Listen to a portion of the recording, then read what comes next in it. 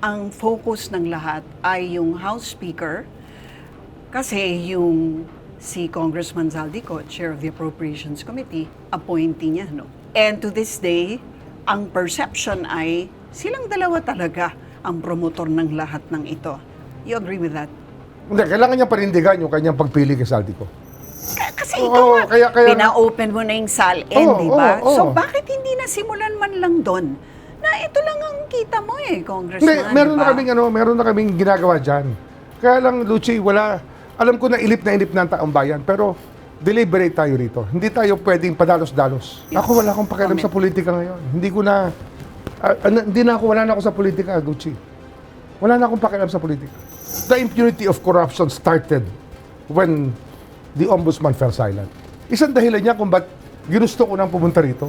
Nung ako'y secretary pa, nakaramdam din ako na meron pa rin gustong makialam sa mga bagay na hindi dapat pinakikialaman. Na mahalaga sa bansa natin. Pero meron pa rin gustong makialam at talagang hindi ko na matiis yun. What do you mean? Sino yun? It's too vague. Salty ko. Nakialam siya sa amin I go to work every day, tinataya ko buhay ko araw-araw, sabay yun ang gagawin niyo sa akin. Hindi pwede sa akin yun. And so now that you're ombudsman, are you in a better place to do that? I think so. How? What can the ombudsman do that the Secretary of Justice cannot? Okay, sabihin ng iba, paano namin malalaman na hindi mo naman tatargetin ang mga political enemies mo?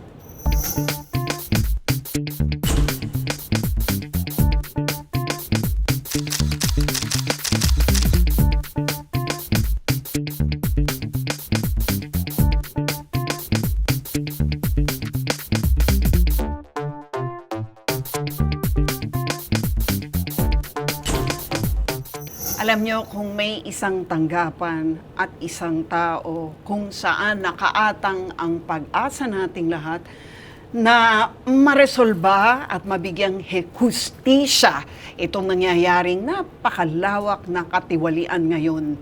Hindi lang sa flood control projects, pero sa lahat ng uri ng corruption sa gobyerno. Yan ay ang ombudsman. At ang talaga lamang na ombudsman natin ngayon na dating Secretary of Justice ay sabihin na nating mahusay ngunit kontrobersyal. Kaya gusto natin siyang makausap kung papaano niyang haharapin ang napakalaking hamon na ito. Walang iba kundi ang Ombudsman Jesus Crispin Boying Remulla. Welcome, Ombudsman. Salamat, Lucy. First of all, alam mo, hindi na talakay sa mga balita yung nangyari na physical challenge mo, yung health challenge mo. Ano ba nangyari sa'yo nun? Noong 2023 na diagnose ako sa puso, na kailangan ko ng bypass. So nagpa-opera ako. Nagkaroon ako ng quintuple bypass. Grabe, 5. Open heart. At nung pagaling na ako, ay na-diagnose naman ako ng cancer. Leukemia. Wow. Cancer ng dugo. Wow. At dito'y ginamot rin ako. Ako'y sa ilalim ng treatment, cancer treatment sa doktor, dito sa St. Luke's BGC, Global. Anong klaseng treatment ba? Ano yan? Chemotherapy, 2 cycle, tapos total body irradiation. Irradiation. Tapos yung tinatawag na bone marrow transplant. Oh, wow. Ang bone marrow transplant, pag wala ka ng white blood cells, lalagyan ka ng stem cell ng donor para magkaroon ka ng bagong bone marrow. Para palitan yung bone marrow. Yun ang pinaka-factory ng dugo. Kaya ang dugo ko ngayon ay hindi na yung dati kong dugo. Ito yung dugo na galing sa aking anak. Oh, so yung anak mo yung... Anak ko, full match kami. Buti Kaya na lang. naka-recover ako at mukhang maganda naman ang prognosis. Oo, you look good. Thank you. Actually. Ano ba mga symptoms mo nun na... Ano yun, nahihilo, medyo matamlay, tapos nagdudugo ilong ko doon. Nosebleed? Lagi nagno-nosebleed, tapos ayaw tumigil. Kasi nga, ang dugo ko pala may problema na. Talaga. Did you at any time think that you were being called by the Lord? I refuse to think of it that way. Kasi nga, ang tingin ko lang, tomorrow is another day. Get through the night, Mapalipas mo lang ang gabi, pagising mo sa umaga, isang araw na naman yon nabigay sa'yo. Yeah, diretso lang. Just live by the day. But did you ever think at that moment that you had a role to play, that you had not been playing to the best that you could? Hindi naman, wala naman. Siguro meron talaga sa akin na marahil may iba pa akong gagawin sa mundo. Kaya tuloy-tuloy ang aking paggaling. Pero maraming hamon. Pagkatapos ng lahat ng treatment, meron pa rin mga problema. Yeah. Pero hindi, tuloy-tuloy lang. Tuloy-tuloy lang. Siguro meron pa akong ibang gagawin, kaya gano'n. Obvious ba? Ito na nga, mukhang ito na ang gagawin mo. Mabigat to, ha? Mabigat to, Ombudsman Boying. How are you viewing it? It's a day to think. Dapat ito araw-araw papasok ka at haharapin mo yung mga problema. Araw-araw gagawa ka ng desisyon at araw-araw lalagyan mo ng direksyon ang pag-resolve ng mga issue na nasa harap mo. Ganun lang yun. Yung pagpasok mo sa araw-araw, that's half the victory already. You show up and something will be done. Yun ang philosophy ko talaga nung araw pa.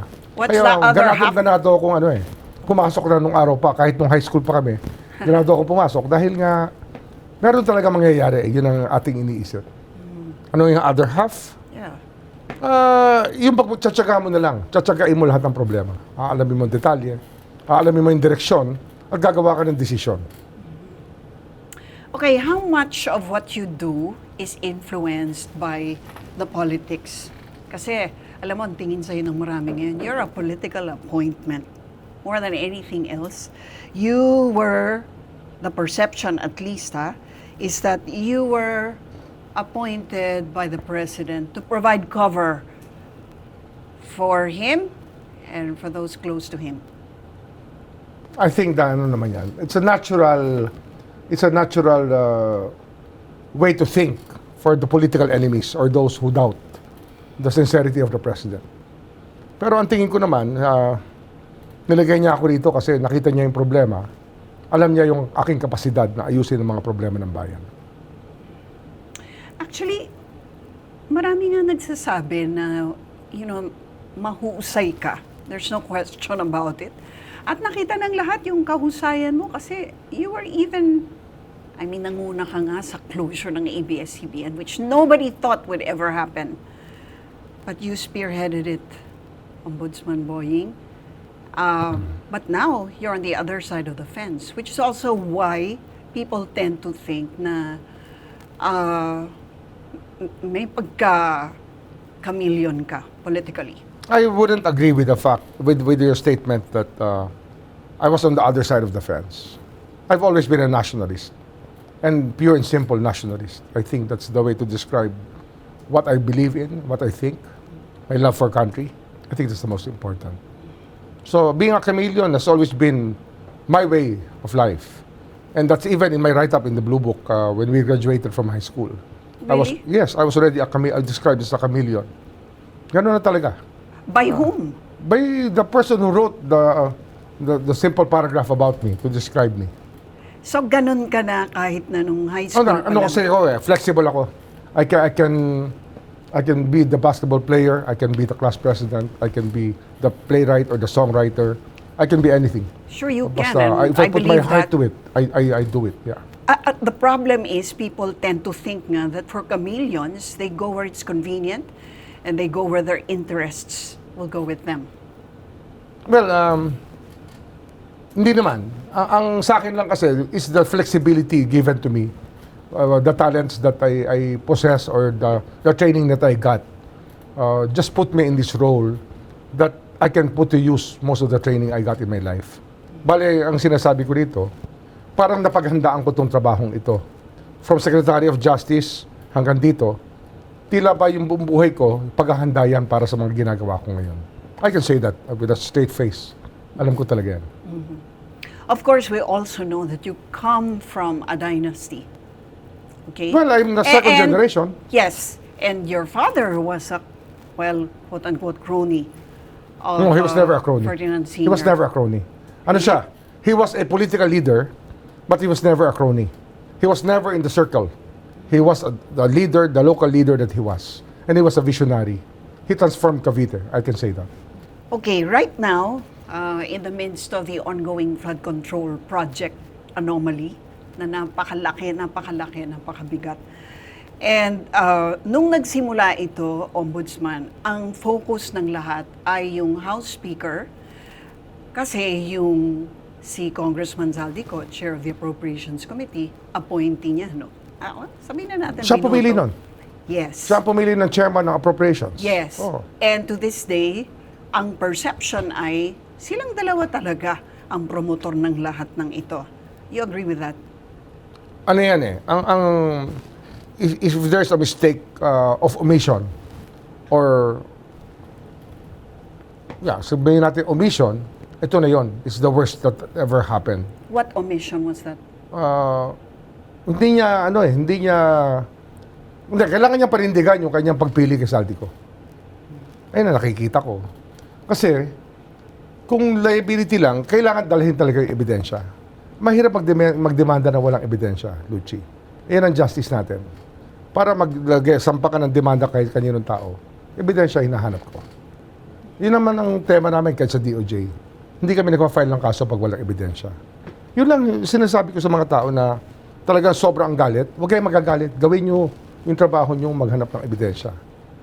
Yung galit, masisira lang yung discarding nyo dyan.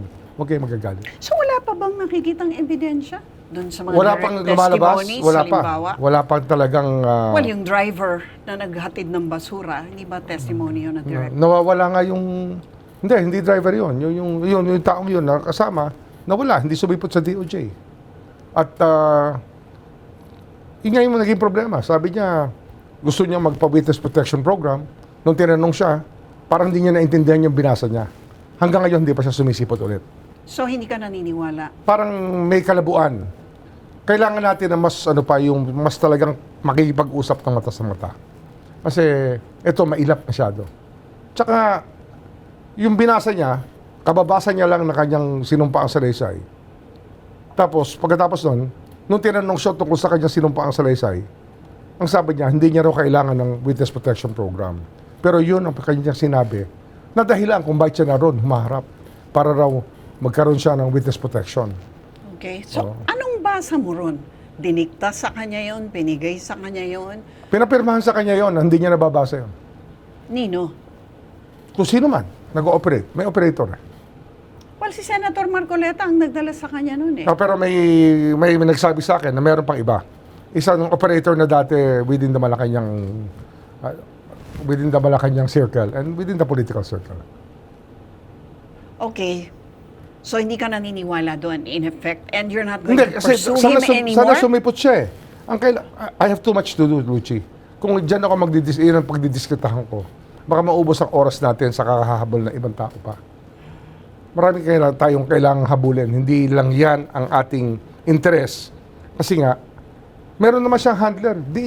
Idalhin na lang sa atin ulit. Para makausap natin, di ba? Pero kasi dyan nakatuon ang publiko ngayon eh. Kay Speaker Martin, tsaka kay Congressman Zaldy ko, na feeling ng lahat, ay wala na. Natapos na ang Senate Blue Ribbon hearing. Sa Congress, wala rin kasi wala namang credibility dahil sabi nga nila, karamihan ng proponent nandun sa Kongreso and sa Senate also. Wala pang nag-file ng kaso against him na may ebidensya. Yun ang hinahanap natin eh. Paano mo ididiin ng tao na wala kang ebidensya? So, anong sinasabi? Pero ikaw, nung nasa Justice Department ka, pati yung mga missing sabongeros, nagawan mo, talagang nangako ko from the start na hahanapin mo yung mga yun, may testigo tayo doon na tumatayo, tumitindig, at hindi umaatras. So at dito, hindi nagtatago. Yeah, I know, but dito, ang sinasabi mo, wala. Sana bumalik si Gutesa. Bumalik siya. At patutuhanan niya yung sinabi niya. Yun pa lang eh. Sana mayroon pa ibang sumipot.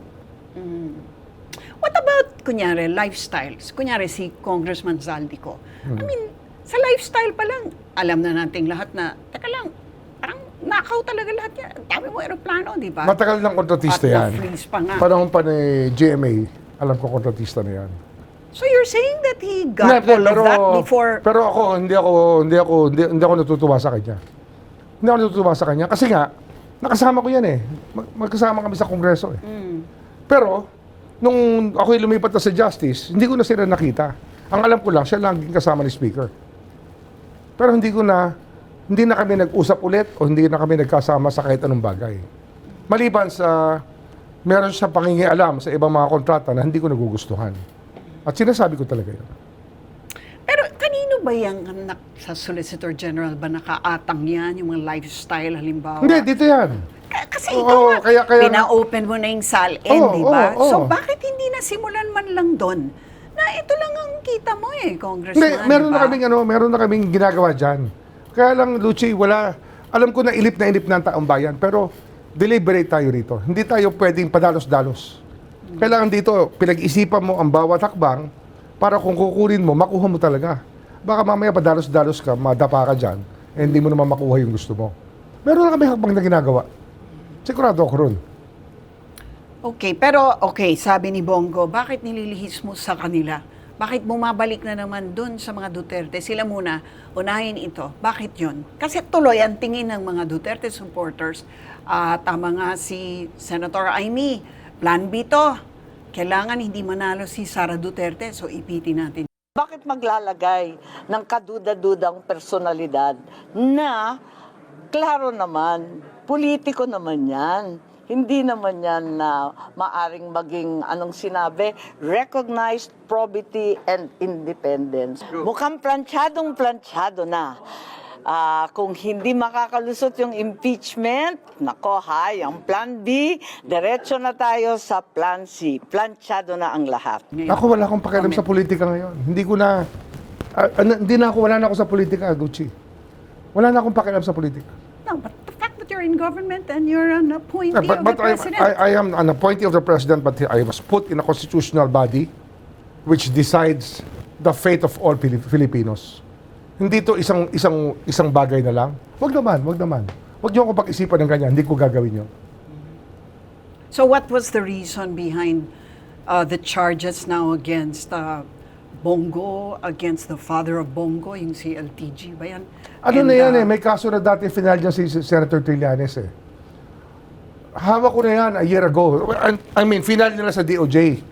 Kaya lang, nung final niya sa NPS yan, nagpunta yan, yung papeles niyan, sa Prosecutor General, na appointee ni Pangulong Duterte. Ang ginawa niya, imbis na pakita sa Secretary of Justice, diniretso niya rito sa Ombudsman. Hanggang ngayon, hinahanap ko yung file dito, hindi ko mahanap Which means hindi final. Hindi ko alam, pero yun ang eksaktong kaso na final ni Trillanes noong isang araw. So bakit yun naman ang una mong inatupag din? Dahil Hindi ko nandiyan na? unang inatupag yan. Dahil Kasi sa, yun ang unang dahil sa lumabas flood na control first issue, move mo Lucy, dahil sa flood control issue, sa mga diskaya, pag-aralan mo ang diskaya, kung kailan sila lumaki, at sa kanyang mga sagot, nagsimula sila lumaki 2016. So hahanapin mo ngayon yung koneksyon. Diba, paano ka lumaki? Ang unang kontrata niya, CLTG, malaki. First contract niya na malaki, CLTG. Oh, di mo pag-iisipan yun? 800 billion kagad. Tapos pagkatapos doon, billion-billion na ang kontrata. Siyempre, natural lang na pag-iisipan mo yun. Well, natural din, syempre, na pag-isipan na kung si Martin tsaka si... Kasi nasa flood control yung diskaya Di ba? Yes. Oo. Flood control projects din yun Okay. Ito nagsimula ang lahat Yes, Yung that's impunity ng corruption ay talaga lumala nung panahon na yun. Doon lumala talaga. Kaya umabot yan sa family hanggat umabot dito. Isang mahabang kasaysayan yan, Lucy, huwag mo puputulin. Magkakasama lahat yan. Yan ay lahat related. So parang sinasabi mo yung flood control projects na umabot sa 1.3 trillion since 2012, na karamihan nga ay nangyari din. Ito lang nakaraang 2-3 taon, di ba? Ay just a fraction of it, and so... Basta, ang sinasabi ko rito, Lucy, the impunity of corruption started when the Ombudsman fell silent. Nung wala na talagang naimbestigahan, wala na talagang naging trabaho na nakikita ng tao, parang nakikita rin ng mga nag-aabuso ng poder, wala namang check sa atin, gawin na natin itong kalokohan na to. Nagkaroon ng impunity yung corruption Isang dahilan niya kung ba't ginusto ko nang pumunta rito. Kasi nga, sa DOJ, nung ako'y secretary pa, nakaramdam din ako na meron pa rin gustong makialam sa mga bagay na hindi dapat pinakikialaman. Na mahalaga sa bansa natin. Pero meron pa rin gustong makialam at talagang hindi ko na matiis yun. What do you mean? Sino yun? It's too vague. Saldi ko. Nakialam siya sa amin eh. Paano nakialam? Basta alam ko, meron siyang kontratang gustong pakialaman sa immigration. Eh, hindi talaga ako pumayag. Hindi talaga ako pumayag. I was willing to resign. Pag ako hindi na-uphold doon, hindi na ako magtutuloy. Anong gusto niya mangyari? Basta ano yun, sa e-gates yun. Gusto niyang dekwatin yung kontrata na dapat para sa taong bayan. Ano yan, komplikado yan, Luchi, but that kind of impunity has to stop. Kaya nga, talagang sabi ko, gusto ko na lang mag-ombudsman, ayoko na nito. Kasi hanggang dito, napapasok na ako eh. Secretary of Justice na ako, napapasok pa ako. Paano pa yung iba? Napapasok? What do you mean? I'm sorry Pinapasok for the na. terminology. Walang takot eh. Hindi na takot. Bali, wala. Basta they do it because they can do it. Yun ang pakiramdam nila. As in, pinapakialaman nila Oo, yung pinapakialaman na dapat nila. hands-off sila dyan. Yes. Eh, siyempre, pet project natin yan. Mukha ng Pilipinas yan. E-gates yan. Immigration counters natin yan. Mukha ng Pilipinas yan. Ano Yun ang gusto dating niya nila. mangyari dapat doon? Gusto niya kanya yung kontrata nung alin? Basta pinakikialaman nila in a sense that it was supplier-driven ang ginagawa nila. Pinipilit nilang ilagay Yung in mga terms tao of reference na sila lang ang papasa sa bidding. Hindi pwede yun eh. Sa bidding ng equipment? Oh, e-gates. Oh. Yung nilalagyan natin ng passport para Yun. Oh. Why did they want that? Pera. It's just money? Yes. It's not so they can have more Chinese Kasi people or whatever. meron silang kliyente siguro na meron siguro silang kickback. Hindi ko na tinatanong yon. Basta nakita ko, gusto din ang pakialaman yon. Really? Okay, so you couldn't do anything as Secretary of Justice? Basta nagsawa na ako. Sabi ko, hindi na pwede sa akin to. Kasi, I go to work every day. Tinataya ko buhay ko araw-araw. Sabay yun ang gagawin nyo sa akin. Hindi pwede sa akin yan. And so now that you're ombudsman, are you in a better place to do that? I think so. How? I What have- can the ombudsman do that the Secretary of Justice cannot? Punish erring officials. Investigate them. File cases against them. Prosecute them. Put them in jail. The Secretary of Justice cannot do that. They can only prosecute. They can only do that against private persons, except for crimes committed by police officers that are chargeable to us, that we prosecute ourselves. Okay, sabihin ng iba, paano namin malalaman na hindi mo naman tatargetin ang mga political enemies mo? And beyond that, Gucci, ano na to eh, I think that's too cynical. I think that's lack of respect for what I am and what I've been. I think that's a totally out of this world remark. I take offense on that. Well, my apologies. I really take offense because it's But that's not the right. perception, Yeah, but no? it's not right. Hindi kasi maaalis nga yung, siguro yun na nga, babalik May talaga ako hindi dun sa maaalis pagka- yan kasi nga, ang agenda ng politika ng ibang tao hindi naman titigil eh. So I don't have to explain myself. I just do what I do. Hindi ko na kailangan paliwanag yung tingin ko tama para sa bansa. Kung kakailangan kong paliwanag yung araw-araw, hindi ko na magagawa trabaho ko. Okay, so with the e-gates, you think you can do something about what Zaldy was doing? Ano na ngayon? Maandar na ngayon. Meron na, nung nawala sila sa picture, yun na, meron na. Ang nangyari dyan, nung NAIA Corporation was the one that purchased the e-gates. Ngayon, tuloy-tuloy na. So natalo siya sa bidding? Hindi na siya, award. hindi na nakapasok. Hindi na namin binidyan. Nag-volunteer na lang ang new NAIA na sila na lang bumili ng e-gates. Kaya lang, kailangan namin ayusin yung system para talagang kompleto sa passenger information, et cetera. All the tawag dito, biometric features that it contains. Okay, so now, you're seeing his involvement again. Sabihin na lang natin, pakikialam na naman niya. Oo. Doon ako nagalit na talaga. Sabi ko, ayoko na. Hindi na pwede to. Kaya nag-apply ako ng ombudsman. Mga June yun eh. Hindi pa lumalabas ang speech ng presidente. Sa mahiya naman kayo. Sinabi ko na gusto ko na mag-ombudsman. So are you intent on catching the thieves in this flood control Well, project? this is already legacy setting, Luchi. I do not even mistake me for a politician who just wants pogi points. This is out of this world because what we do here is we just go to work every day to catch the bad guys, and you make really real enemies here. It's not very enjoyable, but we have to do it. But what if it goes far, far above Zaldy ko? Are you ready? Basta the evidence is there. Wala naman akong ano eh, basta the evidence is there. If it stares you in the face, can you say it's not true? Hindi naman ganun eh. Evidence is evidence. Kaya nga, I think that the political angle is getting too much. Yes. I think they're just too afraid that they have their own skeletons that they're trying to guard against. Baka lumabas. Ganun lang naman yun eh. Okay, so how hard or easy is it to actually gather the evidence needed to pin down the real thieves here?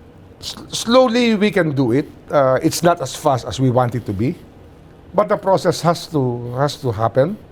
We're injecting new life and a new style of leadership here, and hopefully the people here in the office of the Ombudsman are there already, knowing that this is my leadership style, and I'm just gung ho, and I just want to work every day, and that everything is urgent, and that deadline is always yesterday. How will you change it considering si Congressman Jokno was saying na nung tinignan nila yung files, halimbawa nung Sandigan Bayan during the budget hearing, he discovered that there were still 10 cases na hindi pa tapos ang trial since 1987. Oh. And then 200 others since early 2000s. Hindi, kaya nga, yung inordinate delay has cost us so much. Talagang sumobra na. The lawyers have had a field day practicing their law and their dilatory tactics. Sobra na eh.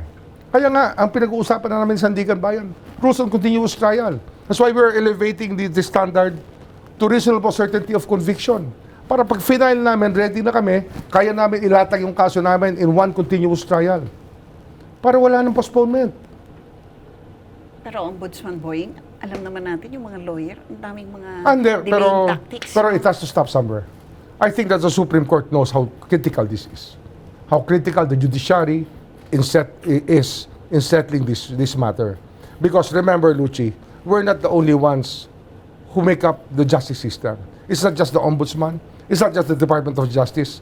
Half of that is the courts. Kaya nga, are Okay they nga. all on board? I hope so. And are they And all I've had nationalists? I've had dialogue with them. I've had dialogue with well, I've spoken to the Chief Justice in the past. But recently I spoke with Senior Associate Justice Leon, and who I swore to in my oath as an ombudsman. I've spoken with Justice Ekong, the presiding justice of the Sandigan Bayan. Eh, di nga raw realistic yung 60 days, sabi ng mga lawyers. Well, that's what they say. But in DOJ, we do it. 60 days. 60 days with a decision? No, 60 days. Preliminary investigation. Okay, and then, That's a paano deadline. yung- Pero it doesn't even have to reach that. Hindi Yes. naman kailangan It can lumatag be ng ganun earlier. kasi nga, kagaya nung submission ng DOJ dito, kompleto na yun eh. Ang kailangan na lang, counter affidavit na lang, joinder of issues, resolution na yun. File na kagad yun. O pag-file, doon na. Courts na, di ba? Courts na. O paano yun? Motion for continuous trial. How long would that take? Maybe during the pre-trial, baka gusto nila mag-plea ng guilty. Pag-usapan namin. Di ba? With the court. Pero kung hindi, then we will lay down everything.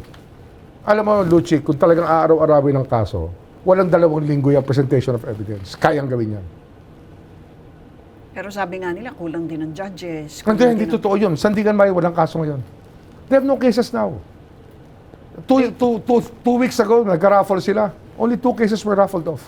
So, ba't ang dami nilang backlog? Hindi ko alam. Well, Beats me, kaya nga. but their caseload is very light right now. I'm telling you that. Wala namang final masyado yung ombudsman the past 7 years. Okay, now, you were talking about plea bargaining, halimbawa. Kahapon, you also released a statement saying na marami nang lumalapit na Maraming mga congressman nagsasabi- na sinasabi na ibabalik Hindi, namin. marami nagsasabi na gusto magsauli, di ba? Oo. Pero ano naman yung carrot and stick yan, Duchi?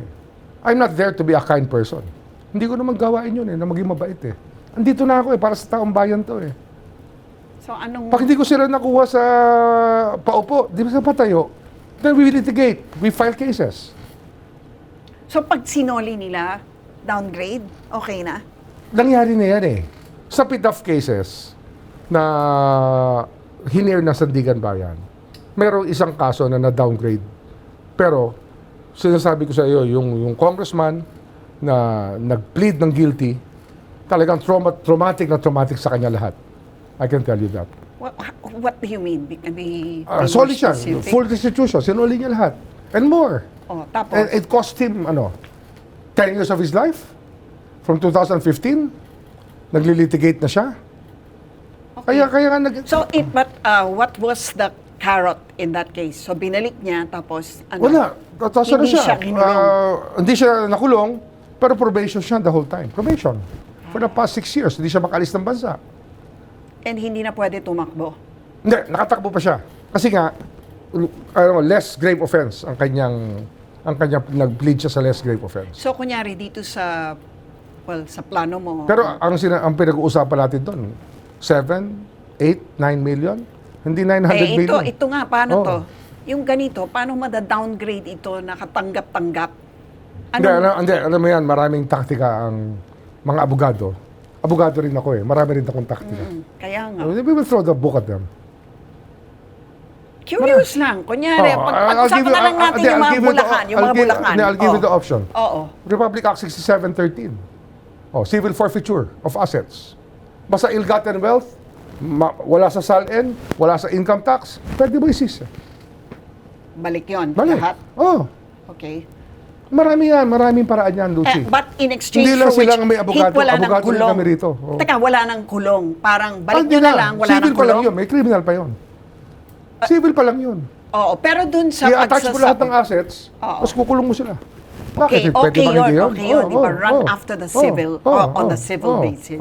Pero kunyari, yun na nga, parang, paano kung, plunder levels na, di ba? Dapat may kulong na to, di ba? Meron yan. Pero paano mo i-downgrade yun? Hindi na lang Hindi plunder? na. Yung Graft na lang. pagka-downgrade kasi, iniisip ko lang, kung 60 cases yan, na ipa-file mo sabay-sabay, medyo overload rin lang. Baka I'll have to hire more people. Of course, we can always do that. To do that, di ba? Pero may mga bagay na gusto mo lang matapos kagad. The best lawyers don't have to go to court. Settlement is always a... That's always the First wiser option. alternative. That's always the wiser alternative. Siyempre, inflame tayo ng passions natin. Yeah, gusto ba yan ng taong hindi, bayan? Pero I'm not here for the popular game, Lucy. I'm here to deliver a service. I'm not even saying that I'm it's not for here your for politics. popularity. No. It's for our peace of mind as Exactly, citizens. exactly. Diba? We Oh. want people in jail. It's not enough that you returned what you stole. Dapat nang ibalik mo, di ba? Siyempre, ako nga nagsasabi niyan, di ba? Kaya nga. I was the first one who said that. Restitution. So dapat Diba? kulong, di ba? Dapat kulong. Oo, kulong yan. Huwag naman mawala yun. Nang iniisip lang natin talaga, kung gusto mo nang pabilisin, yung the least guilty, na gusto mag-plea, huwag mo naman sarado yung pinto kagad. Kasi possible yun eh. Possible yun eh. Hindi naman lahat ng tao ganun kasama. Okay. Siguro. Depende kung You have sino. to open your mind, you have to open your heart. And of course, you have to open yourself to the consequences of your actions. You just have the courage to pursue what you believe in. Okay, got you there. Now, the other thing that you actually announced, you asked Senate President Soto to let go of Joel Villanueva, Senator. May problema tayo dyan ngayon. Oh, yan. Paano mo gagawin Kasi, yan? when I got to the office this morning, kasi umaga yung kinausap ko si Karen Davila. When I got to the office, binigay sa akin yung desisyon ni Ombudsman Martires na ni-reverse niya yung ruling ni Conchita na hindi natin nakikita. Walang nakakita nun eh. No, but it's never been made public. Ni-reverse niya raw in 2019. He released a statement. So nahanap ko yung desisyon. So ngayon, pinag-uusapan namin. We're studying the circumstances of the decision. We're looking at the theory, embracing the decision. So, binabawi mo na ba yung request mo kay Senator? Hindi, anong susulat ko kung inakwit siya kung ni-reverse ni Ombudsman Martires yung kaso? Di mo lang tayong i-enforce. So what are your thoughts on this? The Ombudsman's Well, it office sucks. and how it has been. It sucks. Yung bagay na yun, di ba? Ang sama eh. The whole time, hindi sila nagsasalita. Ngayon, ganun nga, si Joel Villanueva has been quiet about it. Sinasabi niya that he's being harassed. Pero ba't ayaw niya sabihin na that thing has been reversed? Ba't hindi niya sinalabas yun? Tama ba yun? Di ba? Ba't hindi lumabas yan sa ating lahat? People of may interest yan sa taong bayan. Binoto natin ng tao. Tapos, ganon? Tatago mo sa amin yung totohanan? So as it stands now, Kaya wala ngayon, na. pinapareview ko lahat ng admin cases dito. Titignan namin talaga. Gagawa na kami ng table. Kaya nga, digitizing is so important. Para lahat, sequentially, makikita mo lahat ng action dito. Wala eh. Walang digital. Wala pa sa digital world dito eh. So, okay. So, pero kunyari yung power na yun, ombudsman pala has the power to actually kick out unimpeachable. Hindi. Ano yan? Basta impeachable officer, kahit na meron kang penalty na i-impose, you cannot enforce it until after the term of the office of the person. Okay, so in the case of, for example, Like si Senator Joel. Senator Joel, 2016, di ba? Yes. Pero the legal question here, Luchi, is where does the ombudsman's decision stand in our legal system? Exactly. Kasi nga, what is more important, the Constitution and the law, or the rules of the Senate? Yeah. What's What's superior? the Constitution and the law? Oh, No question about we it. will have to ask the Supreme Court about it. Kasi nga, ito nga, we want to create a justiciable controversy, but we were upended by the fact that Ombudsman Martires already released a decision in 2019 that nobody knew about except him and maybe Joel Villanueva. Silang dalawa lang may alam. So wala na yan ngayon. Hindi pa kami tapos. Pwede pa Pag-aaralan ba pa. ma-reverse yun? Ulit? Hindi, pag-aaralan namin. We might have to refile the case. Oh, Wala really? naman double jeopardy yan eh. Ganun ba? Wala Pag-ombudsman? double jeopardy yan. But he can always appeal, right? Siyempre. Oh, so He has tatagal his pa rin lawyers. He can do their work and I can do my work. Okay, so wala na yun ngayon for now. You'll have For to now, review it. relax muna. Aral So, muna. Aral ulit. Siguro si SP. Aral ulit. Medyo awkward, di ba? Okay. Now, ito pa. During the hearing, during the hearing, I have to ask you this. No? When Senator Erwin Tulfo was angry, he actually declared loudly that... You bend the law? yes, sometimes you have to bend the law. And he asked you, tama ba? And you said yes. Sometimes you have to bend the law to be able to please the people. Mas mataas po ang taong bayan sa batas. Am I right, Secretary Remulla? Yes, sir.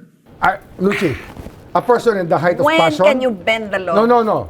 Let me listen to this. A person at the height of passion, do you want to argue with him? You don't want to argue with him in his territory. And besides, he said bend the law. There's tax evasion and tax avoidance. Tax evasion is legal. And bend the law is not breaking the law. Tax evasion is And legal? tax avoidance. It's legal?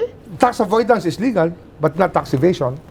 That's The bending the difference? law. What's the difference? It's the devices lawyers make so that the taxes won't stick. So I can avoid paying taxes? Tax You know, avoidance meaning to say you fall under a lesser category, so the tax is not as big as it should be. It's still illegal though. No.